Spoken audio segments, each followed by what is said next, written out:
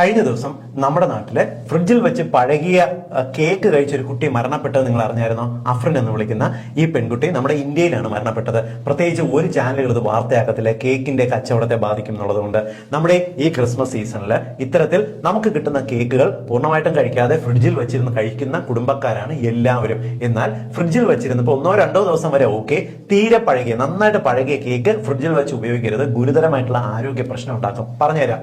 Fridge എന്ന് പറയുന്നത് ഭക്ഷണം നിങ്ങൾക്ക് സൂക്ഷിക്കാനുള്ള സ്ഥലമാണെങ്കിലും ഫ്രിഡ്ജിനകത്ത് പല വിധത്തിലുള്ള ബാക്ടീരിയകൾ, മോൾഡുകൾ, ഫംഗസുകൾ ഇവയെല്ലാം ജീവിക്കുന്നുണ്ട്. ഇവയെല്ലാം തന്നെ പലപ്പോഴും ഈ ടെമ്പറേച്ചർ വേരിയേഷന് റെസിസ്റ്റന്റുമായിരിക്കും. ഇതിലേക്കാണ് നിങ്ങൾ ഭക്ഷണം കൊണ്ടുവയ്ക്കുന്നത്.